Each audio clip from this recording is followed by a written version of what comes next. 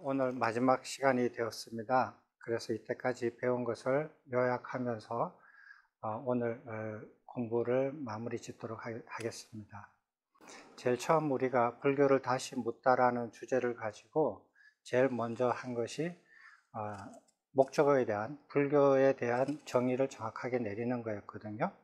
사람들마다 불교란 의미를 서로 다르게 얘기를 가지고 있으면 서로 대화하기가 어려우니까, 그럼 우리가 대화하고자 하는 불교의 정의는 석가모니 부처님께서 직접 발견하시고 설하신 법과 율에 따라서 배우고 익히는 종교라고 정의를 내릴 수 있겠습니다.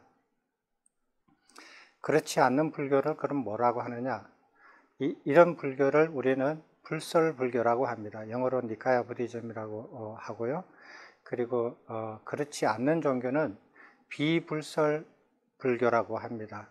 부처님께서 직접 설하지 않으신 법과 율에 따라서 배우고 익히는 종교, 이거죠. 그러면 왜 비불설 불교가 생겼느냐는 거예요.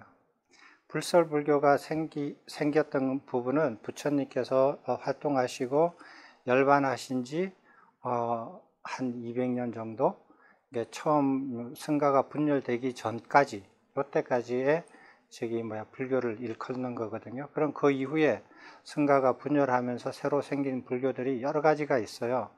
그런 불교들은 그럼 왜 생겼느냐는 거예요. 왜 이름을 이렇게 불교의 앞에다가 이름을 붙여서 우리 불교, 이런 불교, 저런 불교라고 분리시키면서 이런 사단이 벌어졌는가 하는 것은 여러 가지 이유가 있겠지만, 가장 근본적으로 법을 추구하지 않고 밥을 추구하시는 분들이 많아서 그래요.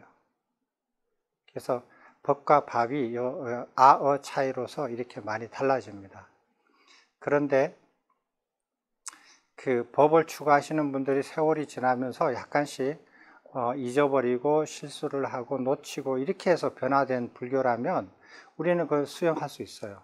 수용해서 그것을 바르게 조금 보충을 하고 잃어버린 부분들을 다시 복원해서 그걸 갖춰 나갈 수 있지만, 불설불교 이후에 인도에서 일어나는 모든 이름의 불교들, 대승불교, 초기불교, 대승불교, 그 다음에 중간불교, 유식불교, 밀교, 이런 식으로 차례대로 불교의 역사들에 따라서 이름이 많이 달라지는 이런 불교들이 생기면서 원래 불교의 모습을 이렇게 왜곡시키고, 그 다음에 그것을 폄하하고, 그러면서 자기네들 가진 불교를 그 시대에 이렇게 주류로 이렇게 거듭나게 하기 위해서 많은 노력을 했는데, 세월이 흐르면서 그것들이 만든 사람과 그 후손들이 그것을 그냥 그대로 받아들이고 그것을 그대로 인식해 버렸어요. 그러는 과정에서 불교의 원래, 불설불교의 본래 모습, 불교라는 이름 자체부터도 의미를 다르게 했고, 그리고 석가모니 부처님의 이미지도 원래 모습하고 완전히 다르게 만들었어요. 이 사람들이 어떻게 만드나 신격화 시켰어요. 그래서 기도하고 이렇게 축원하고 이런 대상으로 부처님을 이렇게 이미지를 바꿔버렸고, 그리고 이름까지 의미를 바꿨어요. 그래서 그걸 한번 보시면, 부처님께서 이름을 열애라는 이름은 부처님 1인칭 대명사예요. 이 말은 무슨 말이냐면, 열애라는 말은 석가모니 부처님께서 스스로를 자칭할 때만 쓸 수 있는 이름이에요. 이런 이름은 보통 사람은 가지고 있지 않아요. 이런 이름을 가지고 있는 것은 황제나 왕이나 석가모니 부처님 이 두 분뿐이 없어요. 왕들은 자신을 이렇게 지칭할 때 뭐라고 하나요?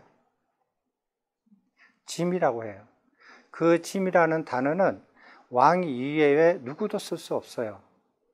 왕비도 쓸 수 없고, 왕자도 쓸 수 없고, 대신도 쓸 수 없고, 어느 누구도 쓸 수 없어요. 어떤 목적으로도 쓸 수 없어요.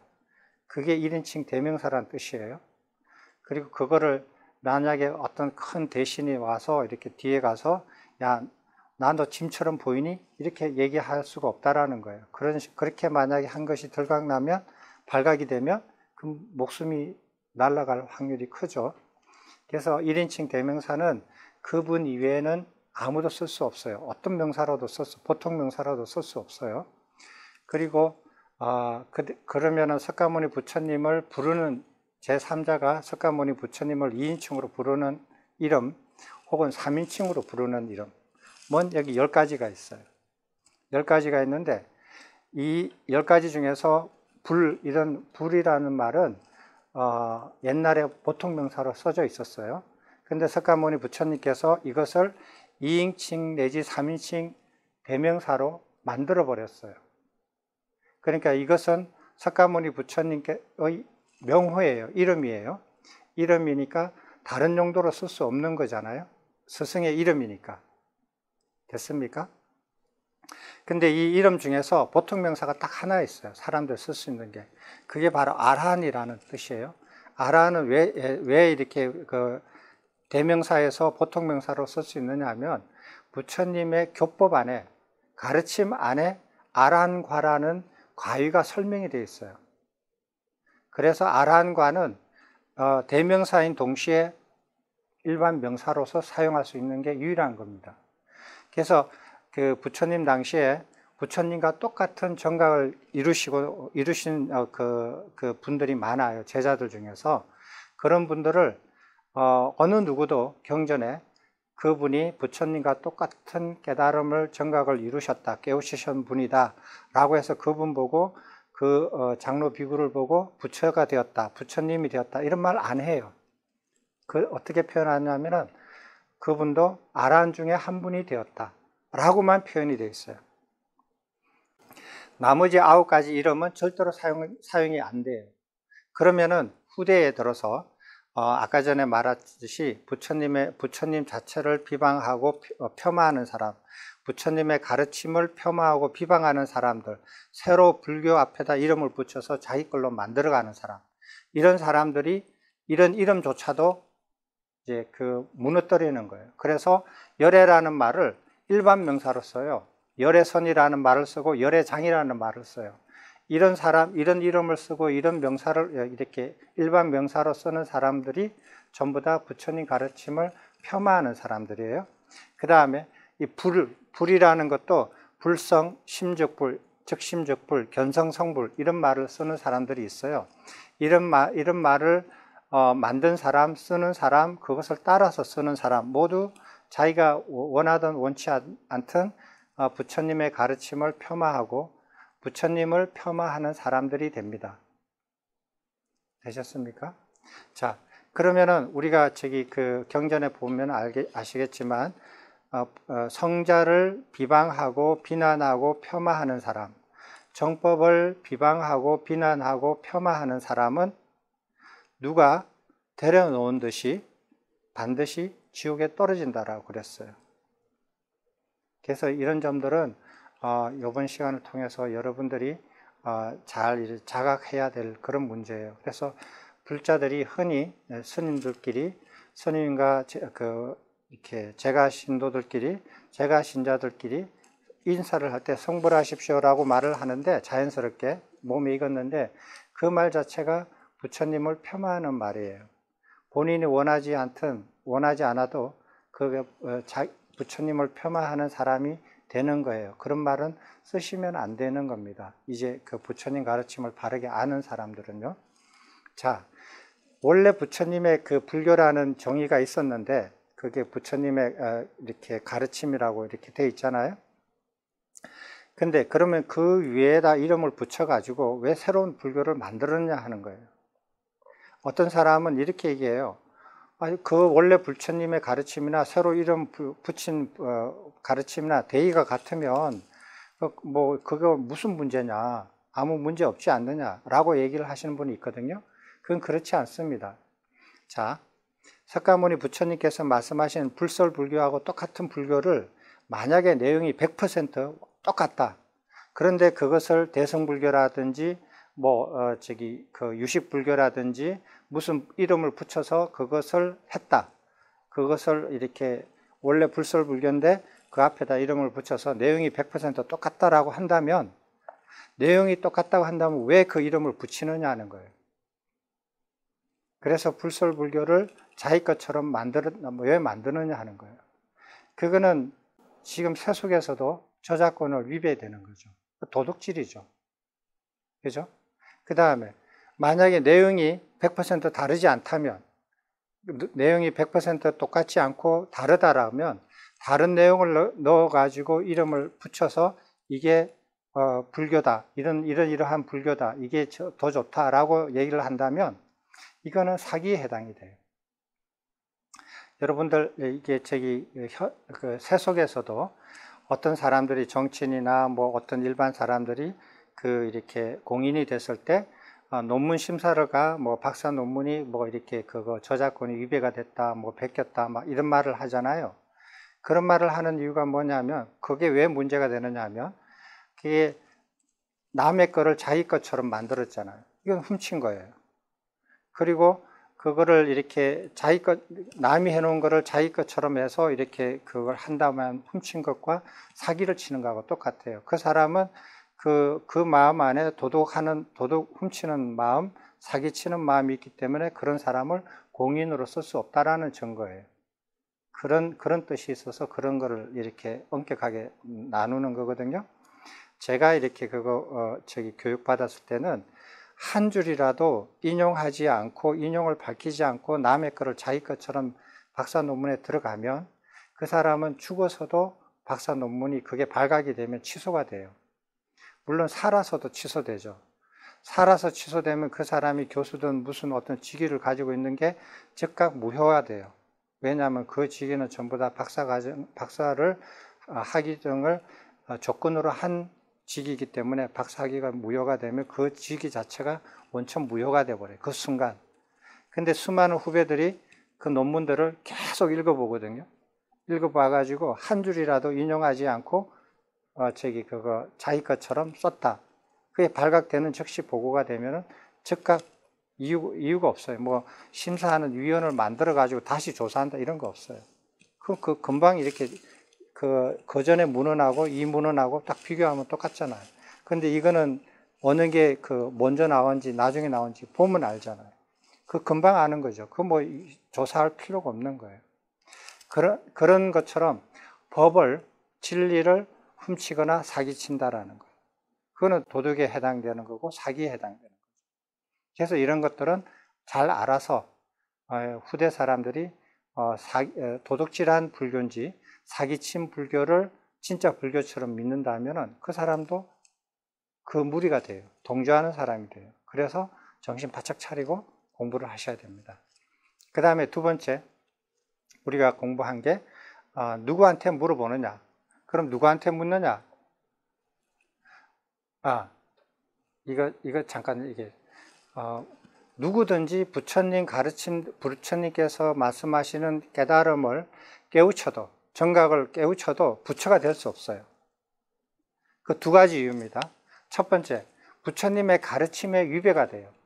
부처님께서 당신의 명호를 이렇게 했는데 그 명호의 목적 이외에 다른 용도로 썼기 때문에 부처님의 가르침에 위배돼서 누구든 부처가 될 수 없다. 그럼 부처님 제자들 중에서 부처님과 같은 정각을 이루신 분들은 다 아라한 중에 한 분이라고 표현을 했다. 부처가 됐다라고 누구도 얘기하지 않는다. 두 번째, 부처가 될 수 없는 두 가지 이유는 아라한과 부처의 차이예요. 어떤 비구가 부처님께 여쭙습니다. 부처님과 아라한과의 차이가 무엇이 있고 무엇이 같고 무엇이 다릅니까? 라고 물어봤어요. 깨우친 성스러운 위없는 경지를 도달한 것은 같다. 그러나 부처는 나는 나 스스로 그 경지에 다다랐다. 그렇지만 아라한은 부처님의 가르침에 따라서 그 길을 가서 그걸 깨달았다. 이 차이다. 그래서 후자 쪽으로 간 사람을 부처라고 절대로 이름을 붙이지 않아요. 아라한이라고 붙여요. 그래서 정각을 이루어도 안욕따라 삼맥 삼보리를 성취해도 부처가 될 수 없는 두 가지 이유가 이렇습니다. 그래서 부처 성불 하십시오라는 말은 부처님을 폄하하는 말이 됩니다. 그런 의미가 있다는 걸 아시고 쓰셔야 될 겁니다. 누구에게 묻는가?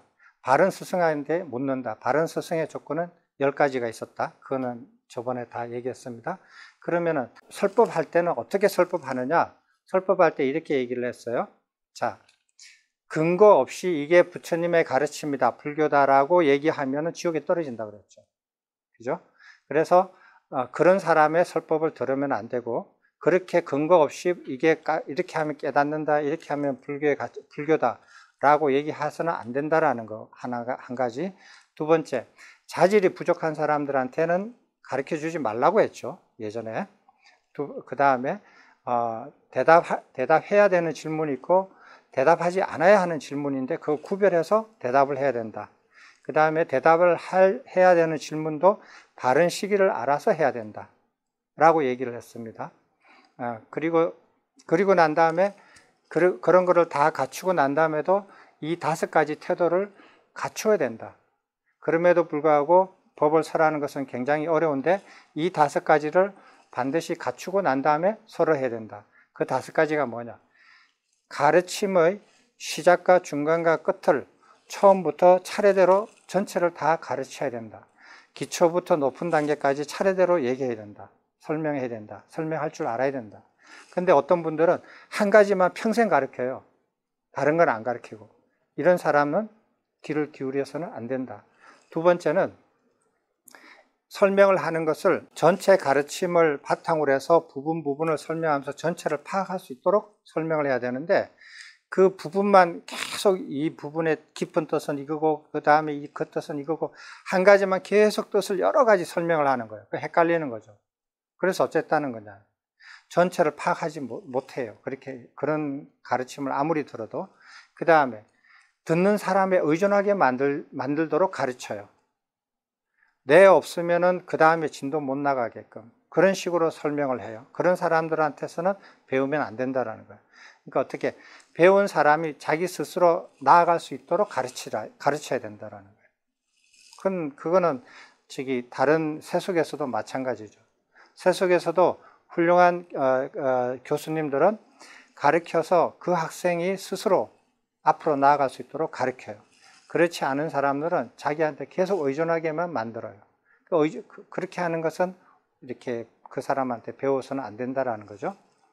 자, 그 다음에 재물을 탐하기 위해서 설하지 않아야 된다.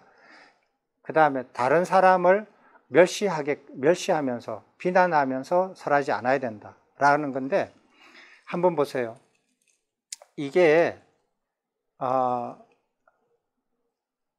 이런 적이 있어요. 석가모니 부처님께서 어디 이렇게 탁발을 나가시는데 그 어떤 브라만이 큰 제사를 지내가지고 제사 음식이 풍족하니까 누구한테 이 음식을 보시를 할까라고 이렇게 사람들을 찾아다녔어요. 그래서 테스트를 해봐요. 하나씩 탁탁 물어봐요. 그래서 이 질문에 대답을 제대로 하는 사람이면 음식을 보시를 하고 대답 못하면 너 꽝이야. 다른 사람한테 주고 이렇게 했어요. 그래서 석가모니 부처님을 만났어요. 그래서 질문을 했어요. 그래서 석가모니 부처님께 짧게 대답을 했어요. 그랬더니 이분한테는 음식을 공양해도 되겠다고 음식을 드렸어요. 그래서 석가모니 부처님께서 안 받으셨어요. 그래서 그 브라만이 물어봤어요. 왜 주는데 안 받느냐? 성자의 율에서는 먼저 가르쳐 줬잖아요. 물었으니까 대답을 했잖아요. 법을 가르쳐 주는 것으로서 음식을 받지 않는다. 이게 성자의 율이다. 나만 그런 게 아니라 옛날부터 모든 성자들은 그렇게 해왔다. 라면서 거절해요. 그런 장면이 나옵니다. 그럼 무슨 뜻이냐? 법을 설하고 난 다음에 그 대가로 음식을 얻어먹지 않는다라는 거예요. 그거는. 그러면 음식을 얻어먹고 나서 법을 설하는 것은 괜찮다라는 거예요. 선우가 다르지만. 현실은 어떻습니까? 큰 초하루 법회날에 가보면 전부 다 설법을 하시고 난 다음에 밥을 먹어요. 설법한 대가로 밥을 얻어먹어요. 그럼 부처님 가르침과 상반되는 거예요. 현실은. 부처님은 그러지 않으셨어요. 그렇지 하지 말라고 하셨어요. 그러나 지금 모든 곳에서 남방에서 오신 스님들 일부를 제외하고서는 다 설법을 하고 밥을 얻어먹어요. 이거는 부처님 가르침에 어긋난다. 남방에 오신 스님들은 공양을 받고 그 다음에 설법을 하세요. 근데 또 어떻게 하냐, 공양을 받고 설법을 할 때 설법을 하지 않고 추근을 하는 경우가 있어요. 너희 집 행복하고 건강하고 오래오래 살아라, 이렇게 하는 거 있거든요. 이것도 부처님 가르침하고 맞지 않아요. 그래서 법을 설하는 거지 추근을 해주는 게 아니에요. 추근을 하면 어떻게 돼요? 그 추근을 듣고 싶어서 또 가야 되잖아요. 매이게 되는 거예요. 그래서 추근은 하지 않습니다. 자, 그러면 듣는 사람의 태도는 무엇이었나? 듣는 사람은 이 5가지를 갖추지 않고 들으면 정법을 만나더라도 자기 걸로 만들 수 없고 배울 수 없다. 이것을 5가지를 갖추면은 정법을 만나서 바른 학습 방법으로 정법을 자기 걸로 만들 수 있다. 그 바른 학습 방법은 16가지 저번 시간에 얘기를 했습니다. 내용은 뭐냐면 법을 듣는 사람의 입장으로서, 배우는 사람 입장으로서는 첫째로 법을 무시하지 말라. 그 다음에 가르치는 사람을 무시하려고 하지 마라. 자기 자신을 무시하지 말라. 이거예요. 그 다음에 들을 때 온 주의를 집중해서 들으라. 관심을 집중해서 들으라는 거예요. 뭐 핸드폰 만지면서 듣거나 이렇게 딴 생각하면서 듣지 말라는 거예요. 그리고 자만심을 버리고 들으라. 자만심이 있으면은 자기께 이렇게 안 돼요. 그리고 이제 정각에 이르는 길, 부처님께서 말씀하신 그 깨달음에 이르는 길에는 2가지로 우리가 한번 파악할 수 있다고 했는데, 부처님께서 깨우치시기 전에 사문고따마라고 불렀어요. 사문고따마께서 정각에 이른 길, 석가모니 부처님께서 깨우치기 전에 그 중생이었을 때 차례대로 찾아가서 깨달음을 이룬 그 길, 그 다음에 석가모니 부처님께서 깨우치시고 난 다음에 제자들한테 가르치셨던 정각에 이르는 길, 이 2가지를 비교하는 거예요. 이 2가지를 비교해서 공부해 보시면 결론만 말씀드릴게요. 정각에 이르는 길이 유일한 길이다. 2개, 3가지 이렇지 않다. 딱 유일한 길이다. 이 길 말고 없다. 그 다음에 2번째, 차제법이다. 차례대로 가지 않으면 갈 수 없는 길이다. 그런데 어떤 사람이 얘기해서 그렇지 않다. 그거는 근기가 낮은 사람들의 말이고, 근기가 아주 높은 최상근의 근기들은 이렇게 하는 순간 중생이 부처된다. 막바로 그냥 차제가 필요 없다. 한순간에 부처가 될 수 있다. 라고 주장을 해요. 그리고 이런 길 말고 부처님의 정각을 이룰 수 있는 다른 길들이 많다. 이렇게 주장하거든요. 이렇게 주장하는 사람들은 그 사람이 의도하든 의도하지 않든 부처님의 가르침을 폄하하고 비난하고 왜곡시키는 사람이 되는 겁니다. 그런 사람들은 누가 마치 데려다 놓듯이 지옥에 떨어진다라고 그렇게 경전해서 저 읽었습니다. 그래서 이런 글들도 한번 공부하셔서 확인을 해 보셔야 되겠습니다. 자, 그럼 오늘은 무엇을 해야 되느냐? 이렇게 해가지고 이렇게 배운 법을 어떻게 수호하느냐, 어떻게 지켜내느냐 하는 거예요. 그리고 오늘 제가 말씀드린 그 강의 내용을 어떻게 점검하느냐, 저분이 말하는 것을 내가 어떻게 믿을 수 있겠느냐 이거예요. 그럴듯하게 들리더라도 나는 못 믿겠다. 나는 반드시 내 손으로 확인해 봐야겠다. 부처님께서는 반드시 점검하고 확인하라 그랬어요. 그래서 어떤 방식으로 점검하는지 오늘 이렇게 간단하게 말씀드릴게요. 그러면 이렇게 배운 법을 자기가 어떻게 지켜내느냐, 수호하느냐. 듣거나 읽고 배우고 호지하고 깊이 사유하고 범행을 닦으면서 항상 법을 존중해라. 존중하면서 이걸 해라 이거예요. 근데 존중하는데 이 경전이다. 높은 곳에 올려놓고 이걸 안 하는 거예요. 딴짓을 하는 거예요. 그것은 법을 수호하는 게 아니다. 법을 존중하되 이 5가지를 반드시 해야 된다는 거예요. 끊임없이 쉼없이 어떻게? 듣거나 읽고 배우고 호지하고 깊이 사유하고 범행을 닦으라는 거예요. 이렇게 하면서도 항상 존중하면서 해라는 거예요. 그렇게 하면은 정법을 수호하는 사람이 되고, 그렇지 않는 사람은 정법을 사라지게 만든 사람이다 라고 얘기하시는 거예요. 자, 그 다음에 또 5가지인데, 배우고 남한테 설명하고 자신에게 배운 이가 타인에게 정법을 설명하도록 한다. 그 다음에 배운 정법을 잊지 않고 호지한다. 배운 정법을 깊이 사유한다. 호지한다, 깊이 사유한다는 앞에서 반복이 됩니다. 여기서 3가지 중요한 거는 항상 배운다. 그리고 항상 가르친다. 배우고 가르치고 배우고 가르치고 이것을 꾸준히 하라는 거예요. 나는 이제 그만 배워도 돼. 이러지 말라는 거예요. 끊임없이 배우고, 그 다음에 진짜 정각을 이루어서 다 배웠다 하면은 가르쳐라. 끊임없이 가르쳐라는 거예요. 석가모니 부처님처럼 돌아가시기 직전까지 가르쳐라는 거예요. 그리고 8번 이것을 눈여겨봐야 돼요. 제가 이렇게 막 가르쳤어요. 그래서 이 5분한테 가르쳤어요. 가르쳤는데 어디 가면 지금 이렇게 현실이 이렇습니다. 가르쳤는데 그랬는데 이 5사람한테 가르쳤는데 이 안에서 다른 사람이, 새로운 사람이 왔어요. 그러면 이 5사람이 그 사람을 가르쳐주면 좋잖아요. 근데 절대로 못 가르치게 해요. 새로운 사람이 전부 다 나한테만 배우게 만들어요. 그리고 내한테 배운 사람들을 다른 사람들한테 가르치지 못하도록 해요. 그게 현실 불교예요. 그래서 큰 절에 가면 그 법당에 큰 이렇게 사자자가 있어요. 아주 이렇게 그 장음대에 있는 굉장히 높은 이렇게 자리가 있는데, 거기에는 한 분만 앉을 수 있어요.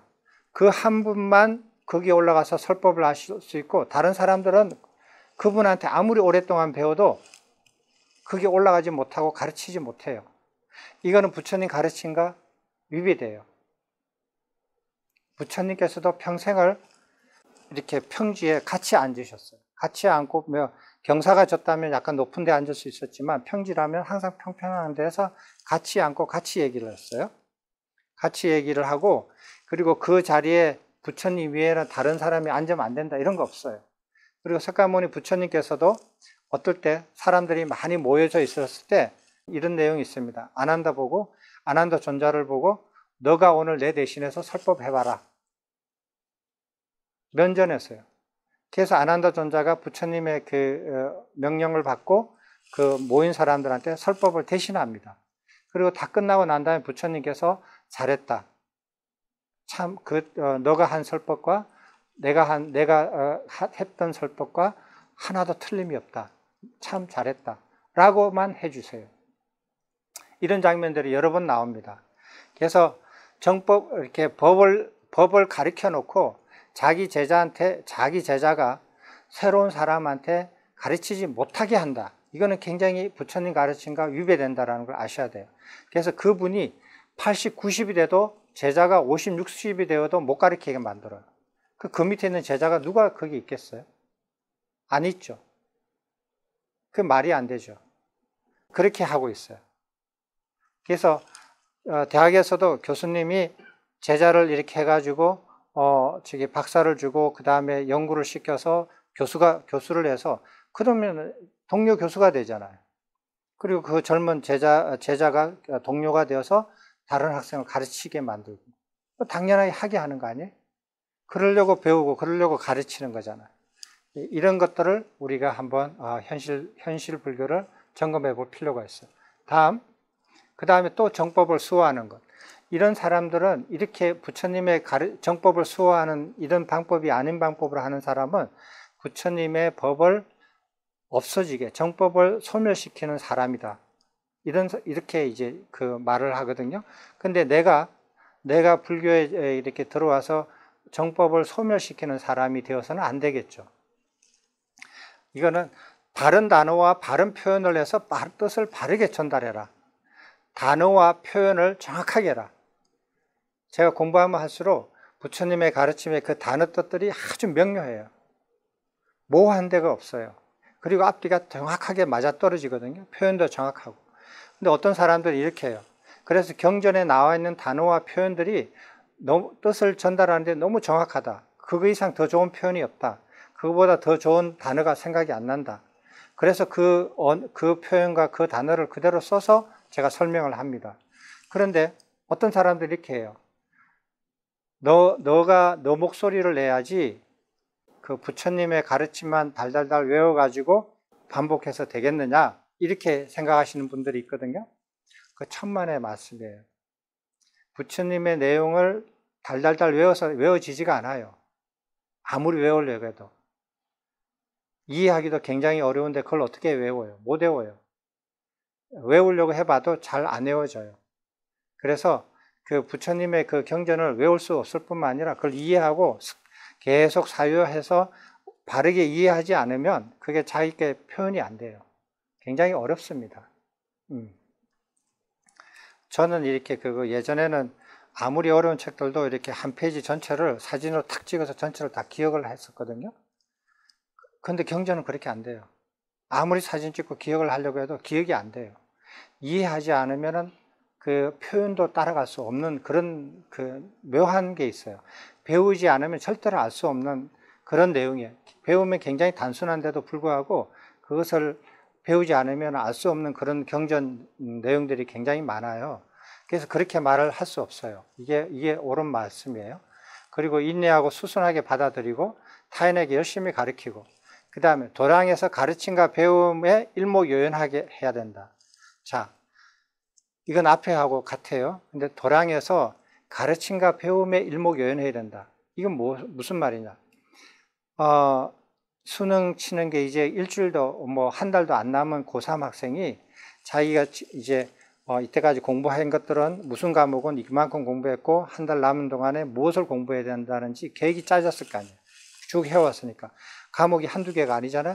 모든 과목에서 진도가 이만큼 나갔고 남은 시간 동안에 뭐를 공부해야 되고 뭐를 마쳐야 된다는 게 일목요연하죠. 그렇게 살아라는 거예요. 절에서. 그리고 배우는 사람은 그렇게 하고 가르치는 사람은 저 사람한테는 이걸 가르쳤고 그 다음에는 저걸 가르쳐야 된다. 이게 일목요연하게 다 알아줘야 돼요. 저 사람한테 이걸 가르치고 했더니 이거는 이해를 했는데 다른 이것은 잘 이해를 못하더라 라는 것을 일목요연하게 정리하고 알고 있어야 돼요. 한 사람만 가르치는 게 아니잖아요. 여러 사람 가르치는 거. 그 내용을 일목요연하게 다 기억하고 알고 있고 그 다음 날에 무엇을 가르쳐야 된다, 무엇을 배워야 된다 라는 것을 다 알아야 돼요, 서로가. 그런데 지금 도량에서는 어떻습니까? 나이 드신 분들이 이런 말씀을 가끔 하셔요. 저도 벌써 나이 든 사람에 척하는지 모르겠지만 절에서는 목탁 소리가 끊어지면 안 된다라고 생각하시면서 절에서 세 번을 예불을 반드시 모셔라 혹은 기도를 하면서 4번을 해라 이러면서 절에서 목탁 소리가 항상 끊어지지 않는 것을 좋아하세요. 목탁 소리가 끊어지지 않는 것이 정법을 수호하는 방법이 아니에요. 부처님 가르침에 그런 거 없어요. 가르침과 배움에 일목요연하지 않고 목탁 소리만 내는 것은 정법을 사라지게 만드는 거예요. 예불을 3번 하는 것이 정법을 수호하는 게 아니에요. 예불을 3번 하면은 정법이 수호된다라고 부처님께서 말씀하신 적이 없어요. 예불을 3번을 하면서 그 사람의 시간과 노력을 다 소비시키고 가르침과 배움에 일목요연하게 하지 못하면 그것이 정법을 사라지게 하는 요인이 되고 그것이 정법을 사라지게 하는 사람이 되는 겁니다.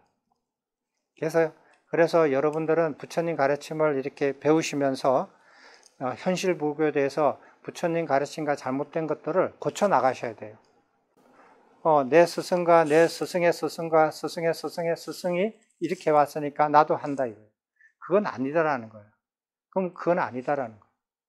그렇게 해서 스승으로 계속 올라갔는데 제일 앞에 있는 최초의 스승, 석가모니 부처님께서 이렇게 가르치셨는데 그럼 중간에 달라진 거를 그럼 어떻게 하느냐? 누구 책임이냐? 현실의 자기 책임이에요. 각자 자기 책임이에요. 그래서 자기도 모르게 절에 와서 출가를 했는데 정법을 사라지게 만드는 사람, 정법을 사라지게 공언하는 사람이 되어서는 절대로 안 된다. 라는 게 이제 이런 가르침을 배우면서 우리가 생각할 수 있는 거예요. 자, 그럼 부처님 가르침을 어떻게 검증하느냐? 이게 이제 중요한 문제 중에 하나입니다. 제가 말씀드린 내용 자체도 마찬가지예요. 저는 최대한 이렇게 그 경전 내용을 밝히면서 근거를 밝히면서 말씀을 드리려고 했어요. 그러니까 여러분들이 가서 이 경전에서 이 내용을 확인을 해 보셔야 돼요. 저 사람이 이 경전에서 제대로 읽고 제대로 이해하고 제대로 말을 했는지 아니면은 잘못 말을 했는지 여러분들은 제 말을 듣고 반드시 점검을 하셔야 돼요. 점검을 하시는데, 자, 점검은 그럼 어떻게 하느냐? 왜 부처님께서 점검을 이렇게 하라고 시키셨나 하는 거예요. 그거에 대해서 오늘 말씀을 한번 드려보겠습니다. 부처님, 이 경은 대열반경이에요. 부처님께서 반열반에 드시기 바로 직전에, 그러니까 돌아가시기 바로 직전에 유훈인데 많은 비구들이 모여놓고 설법을, 모든 법과 유를 상세하게 다 설명해요. 오랜 시간 동안에. 이때까지 해왔던 법들을 다 설명을 하셔요. 설명을 하시고 여기에 궁금증이 있으면 질문해라. 이렇게 하시면서 마지막으로 이때까지 하지 않으신 말씀을 하셔요. 그게 기록이 되어 있어요. 기록이 되어 있는데 그 이후에 어떻게 되냐면 그 이후에는 부처님께서 아주 짤막하게 설법을 하신 경우가 있어요. 너희들은 게을르지 말고 열심히 공부해라. 열심히 정진해라. 사람들이 이게 유훈이라고 생각을 하거든요. 근데 본격적인 설법의 형태를 갖춘 마지막 유훈은 이거예요. 부처님께서 4가지 큰 권위가 있다. 이 권위에 대해서 말씀하시는데 그 4가지 권위가 뭐냐? 부처님에 의한 권위. 부처님에 의해서 생기는 권위가 있어요. 성가에 의한 권위가 있어요. 성가는 뭐냐? 수천 명, 수만 명이 모여있는 성가예요. 그 수천 명, 수만 명 중에서 가장 유명하고 훌륭하신 스님이 지도자가 한 분 계시고 그 밑에 80, 90 뭐 이렇게 오래되고 공부를 많이 하신 장로 비구들이 수백 명, 수천 명이 있고 수십 명이 있을 수도 있고 그리고 그 밑에 배우는 공부하는 젊은 스님들이 뭐 10,000명, 몇천 명, 몇만 명 이렇게 될 수 있죠. 이게 승가에 의한 권위예요. 승가. 그 다음에 그 많은 장로 비구들에 의한 권위. 그러니까 공부를 많이 하신 나이 드신 스님들 7, 80, 90 되시든 혹은 100살이 되시는 많은 공부를 평생 동안 하신 그런 스님들이 수백 명, 수십 명이 있다 이러는 거예요. 이런 데서 나오는 권위. 그 다음에 한 명의 장로 비구. 그러니까 내가 생각하기에는 많은 장로 비구가 훌륭하신 스님들이 계시지만 이분이 제일 훌륭하게 느껴진다. 그래서 나는 이분을 스승으로 삼는다. 이 스승으로 삼은 이 비구, 장로 비구 한 분에 의한 권위, 이런 권위가 있습니다. 그죠? 이 권위 말고 또 다른 권위가 있나요? 불교계 안에서, 불설불교 안에서 찾아보기 어렵죠. 부처님께서 생각하신, 말씀하신 4가지 큰 권위예요. 부처님에 의한 권위, 승가에 의한 권위, 장로 비구들에 대한 권위, 한 명의 장로 비구에 의한 권위, 모든 권위에 대해서 지금부터 버려라, 무시해라, 없다 라고 선언하시는 거예요. 이게 무슨 뜻이냐? 지금 이런 권위에 대해서 이때까지 여기 권위에 대해서 부처님에 대해서 의지했다. 그 권위에 머무르고 그 권위에 의지하고 그 권위에 기의했다. 지금부터 하지 말라는 거예요. 승가의 권위에 머무르고 기의하고 의지했다. 하지 말라는 거예요. 지금부터. 많은 장로 비구들에 대한 권위에 대해서 기의하고 의지하고 머물렀다. 하지 말라는 거예요. 한 명의 장로 비구에 대한 권위에도 머물지 말고 의탁하지 말고 기의하지 말라는 거예요. 이때까지 이런 하신 법문이 없는 이런 설법 내용이에요. 그러면은 뭐에 대해서 기의하느냐는 거예요. 이런 권위를 다 기의하지 말고 머물리지 말고 의탁하지 말라. 그럼 무엇을 의지를 하느냐 하는 거예요. 무엇에다 기의하고 무엇에 의탁하고 무엇을 무엇에 머물러느냐. 그게 뭐겠어요? 이거를 다 무시해라. 단 모든 이것을 다 무시하고 이 하나에다가 다 기의해라. 라고 하신 거예요. 그게 뭐겠어요? 아마 이런 질문을 받으면 세상에 저런 질문이 있을까? 질문 자체를 당황스러워서 대답을 잘 못하실 거예요. 부처님께서 뭐라고 말씀하셨냐면, 부처님께서 지금까지, 지금 그 현장에서도 쭉 설명하신, 부처님이 지금까지 설명하고 설하신 법과 율에 의지해라. 법과 율에 기이하고 법과 율에 의지하고 법과 율에 머물러라. 이렇게 말씀하셨어요. 그리고 내가 이때까지 설한 법과 율에 대해서 질문 있으면 지금 해라. 질문 없다. 이때까지도 40여 년 동안 설하셨지만 반복적으로 최종적으로 다시 한 번 더 설하십니다. 처음부터 끝까지 쭉 다 오랜 시간 걸쳐서. 그 기록은 안 나와요. 왜? 그 기록을 다 넣으면 너무너무 경전이 커지니까. 그 기록은 그리고 앞에서 나왔던 내용들이니까.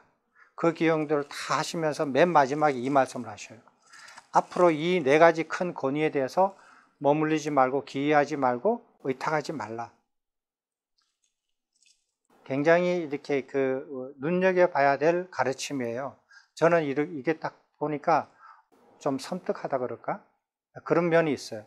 자, 이거에 대해서 이 경전을 가서 한번 보십시오. 이것에 대해서 우리가 생각을 하면 지금 부처님 가르침, 이 가르침에 위배되는 게 뭐냐면은 삼보에 기이한다라는 거예요.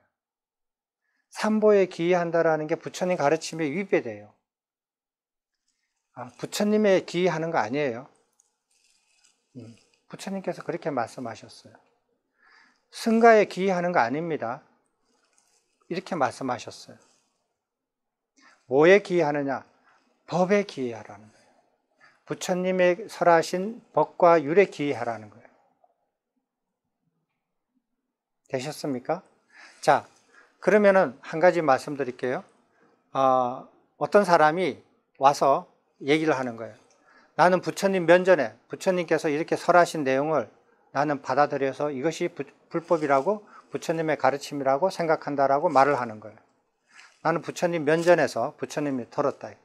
나는 이 큰 성가 안에서 10,000명이 넘는 이 성가 안에서 모든 성가가 배우는 이것을 나는 거기서 배워가지고 왔다. 그리고 이것이 나는 부처님의 가르침이라고 생각한다라고 말을 해요. 자, 어떤 사람은 나는 많은 장로 비구들한테 훌륭한 장로 비구들한테 배웠다. 이 장로 비구는 누군데 나는 이분들한테서 배웠다. 나는 이것이 부처님 가르침이라고 생각하고 말한다 라고 말을 해요. 나는 내가 생각하기에는 가장 훌륭한 장로 비구 한 분에 의해서 내 스승한테 이것을 배웠다.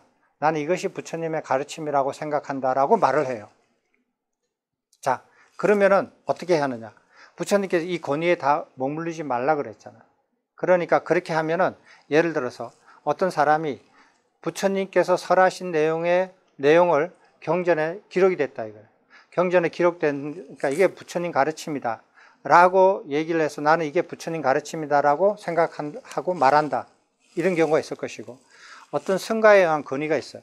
옛날에 어느 시절에 큰 성가가, 훌륭한 성가가 있었는데 그 중에서 가장 훌륭하신 스님이 주석서를 썼다.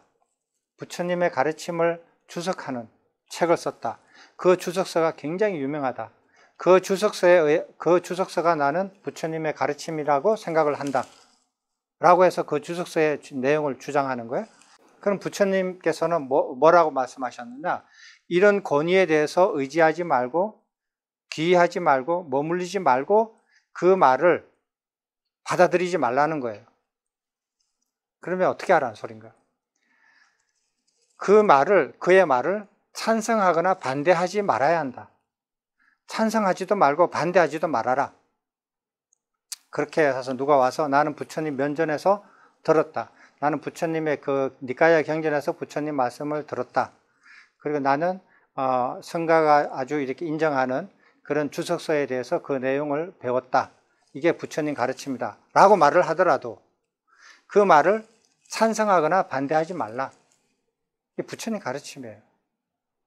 왜? 그 권위를 이제 머물리지 말라고 했으니까 이럴 수 있잖아요. 그 권위에 머물렀을 때는 무조건 그 권위에 머물렀죠. 부처님께서, 석가모니 부처님께서 직접 이렇게 말씀하셨으면 그 말을 무조건 따르죠. 그 당시에는. 그리고 부처님 가르침한테서 배웠던 장로 비구들이, 아라한가를 이룬 장로 비구들이 설하는 것을 그 당시에 다른 사람들은 무조건 따랐죠. 왜? 그 권위에 머물렀으니까. 그러나 지금은 그 권위를 머무르지 말라고 부처님께서 직접 말하셨으니까, 그리고 어떻게 하냐? 찬성하거나 반대하지 말라는 거예요. 반대도 하지 말고 찬성도 하지 말라. 그럼 뭐 어떻게 하느냐? 찬성하지나 반대하지 않고 그가 말한 단어와 표현을 주의 깊게 알아야 한다. 단어와 표현과 그 내용을 주의 깊게 알아야 한다. 그리고 부처님께서 이때까지 가르쳤던 법과 율에 따라서 비교하고 조사해야 된다. 비교하고 조사하라는 거예요. 아무리 훌륭한 책이고 아무리 훌륭한 경전에서 나왔던 내용이라 할지라도 석가모니 부처님께서 가르치신 법과 율과 비교를 하라는 거예요. 비교하고 점검을 하라는 거예요. 세밀하게. 누가? 각자가요. 누가 대신해 줄 수 있는 게 아니잖아요. 각자가 하라는 거예요. 됐습니까? 만약 그런 비교와 조사의 근거에서 부처님의 법과 율에 따르지 않는다면, 그거 따르지 않는다라는 것을 알았다 이거예요. 내가 비교해서 조사했더니 아니다. 확실히 이것은 열애의 가르침이 아니다. 이것은 이 비구에 의해서 잘못 이해되어졌다 라고 결론 지어져야 한다. 그리고 그 말은 거부되어야만 한다. 그렇게 말한 사람을, 내용을 거부해야 된다. 내가 조사해서 검증한 이후에. 그러면 이런 말, 이렇게 될 거예요. 만약에 이걸 이렇게 말한 그 비구가 열등한 도반이라, 열악한 도반일 경우에는 멀리 해야죠. 그리고 자질이 부족한 비구였다면 어떻게 되죠? 말을 섞지 말아야죠. 이 사람이, 이렇게 말한 사람이 자질을 갖추어서 나를 좀 훈계해 주십시오 하면은 가르쳐 주면 돼요. 그렇지만 자질이 부족한 사람이라면 가르쳐 달라고 해도 가르쳐 주지 않고 말을 섞지 않아야 돼요. 그 열악한 도반이라면 멀리 해야 돼요. 권리를. 그리고 자질이 갖춰진 분인데 잘못 이해를 해가지고 이런 말을 했다. 근데 그 사람이 그렇다면은 그것을 얘기해 줄 수 있어요. 그대가 이렇게 이해한 것은 내가 부처님의 가르침을 법과 율을 비교해보고 점검해보니까 다르다. 왜 다르냐? 그러니까 법과 율이 어떻게 다릅니까? 이렇게 해서 다르다. 이렇게 다르고 설명을 해줘요. 설명해주면 이 사람은 그러면은 어떻게 생각해야 되느냐? 이 사람의 자질이 갖춰진 사람이라면 아까 전에 뭐라 그랬어요? 법을 배울 때, 들을 때 어떻게 들으라 그랬어요? 말하는 사람을 무시하지 말고 들으라 그랬잖아요. 공격하려고 들으라 하지 말라 그랬잖아요.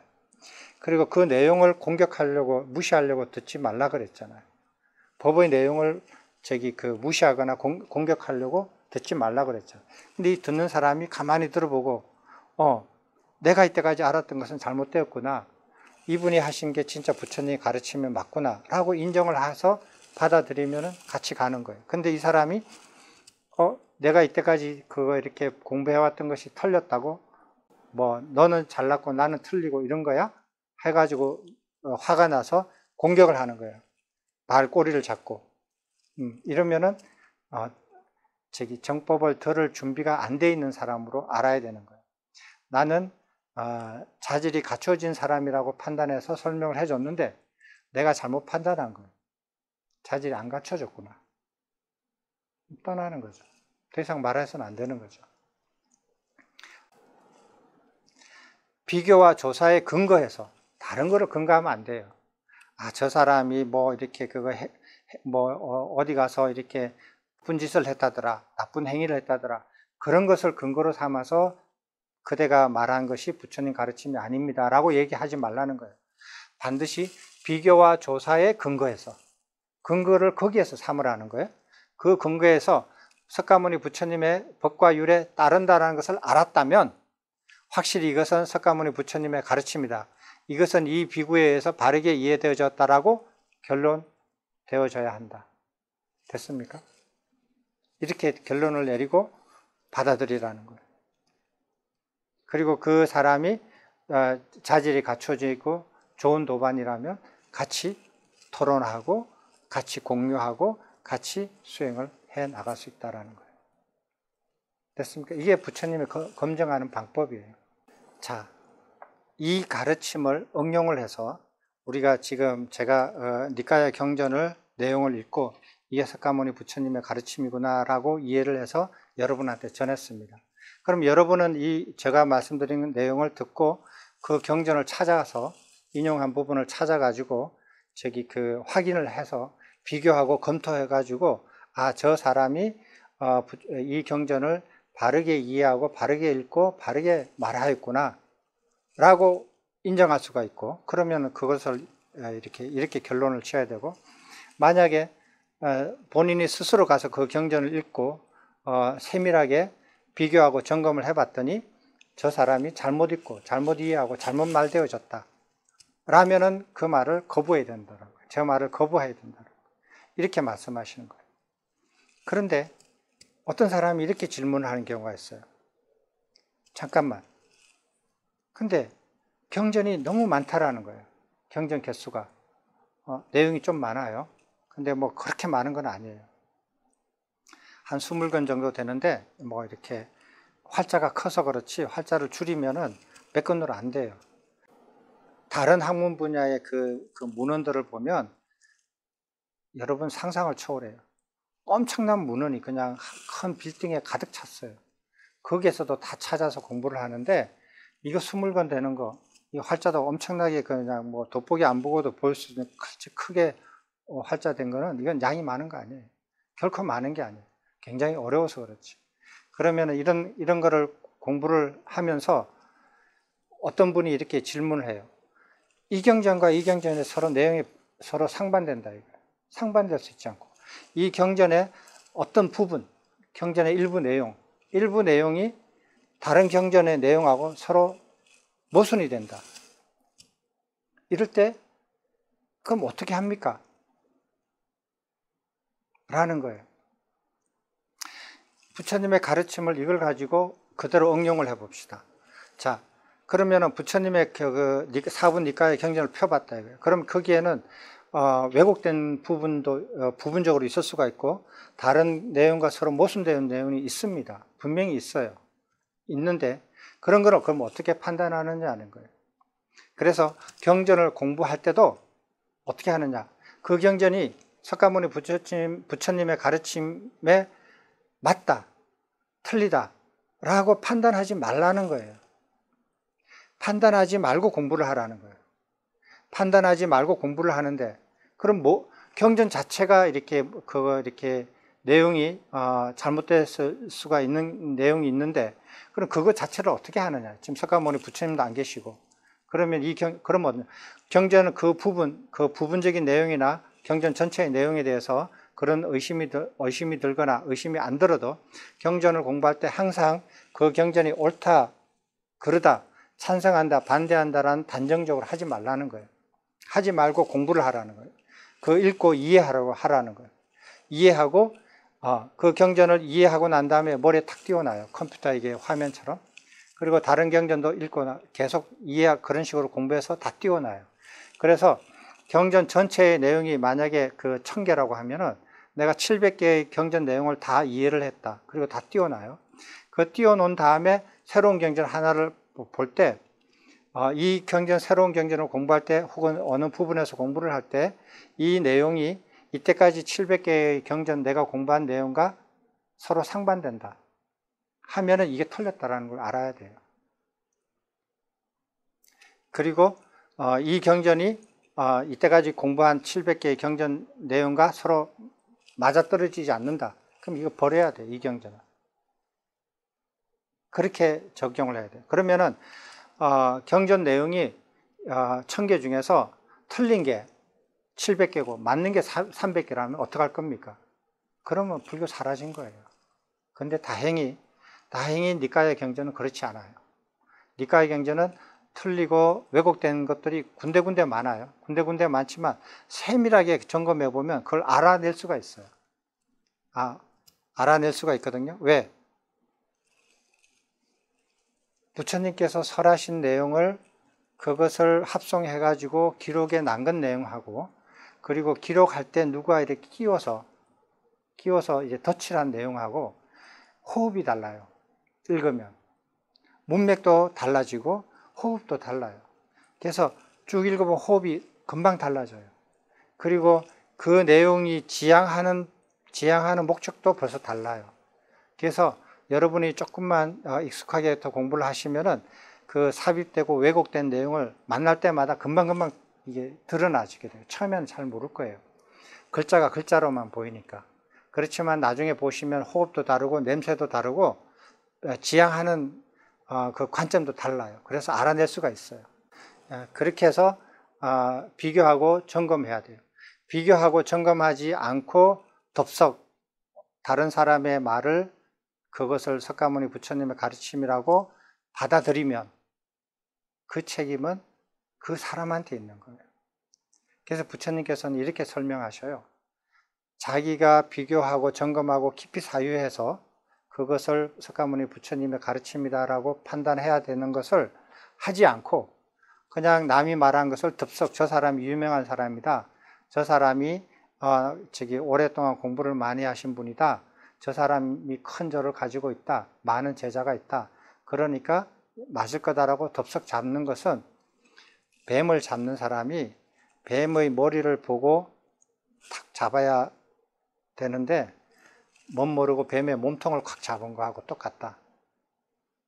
그러면 그 사람은 죽음에 이르거나 죽음에 이르는 고통을 겪을 것이다.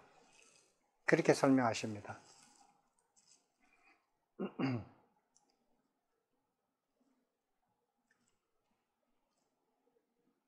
자,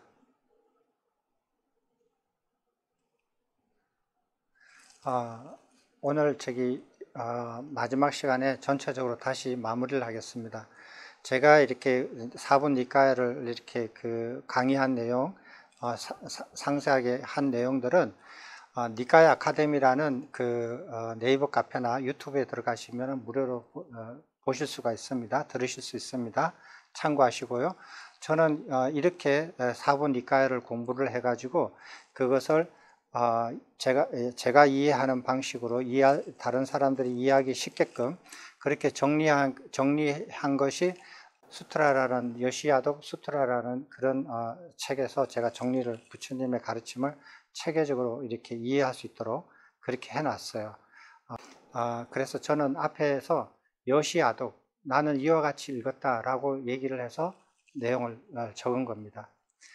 그 다음에 호진 스님의 인도 불교사 1, 2는 고대 부처님 당시에 인도의 역사를 이해하는데 아주 훌륭한 책이고요. 그리고 전재성 박사와 대림스님, 강묵스님의 이렇게 초기불전원의 연구 4분 니까야는 자, 부처님께서 그렇게 말씀하시면서 아까 전에 그 4가지 권위를 의지하지 말고 기이하지 말고 머무르지 말고 법과 율에 대해서 이렇게 의지하고 머무르고 기이해라. 그러면 사실 말씀이 뭐냐면 부처님께서 지금까지 설하신 법과 율이 너희들의 스승이다. 스승이 될 것이다. 라고 얘기했어요. 어느 누구도 스승이 아니다 이거예요. 사람의 모습으로 가진 사람을 스승으로 삼지 말라는 거였어요. 그게 굉장히 강렬하게 석가모니 부처님께서 여러 번 이렇게 그런 거를 말씀하셨어요. 그래서 나는 석가모니 부처님의 정법을 이어받은 70몇 대의 손이다. 막 이런 사람이 있어요. 권위를 새로 만들려고 하는 사람들이 있어요. 그런 권위는 부처님께서 다 없으셨어요. 없앴는데 새로 권위를 만드는 사람은 부처님 가르침에 정면으로 위배되는 겁니다. 그래서 부처님의 법과 율이 여러분의 스승이 될 것이고 석가모니 부처님의 가르침에 따라서 부처님의 법과 율이 여러분의 스승이 된다. 승가도 아니고 법당에 있는 부처님도 아니고 나이 드신 자기 스승도 아니에요. 부처님께서 설하신 법과 율이에요. 그건 어디에 있느냐? 여기에 있습니다. 그래서 여러분들도 여기에서 꼭 부처님의 법과 율을 찾아서 자기글로 만드시고 그걸 스승으로 삼아서 공부하시고 익히시기 바랍니다. 이걸로서 마치겠습니다. 수고하셨습니다.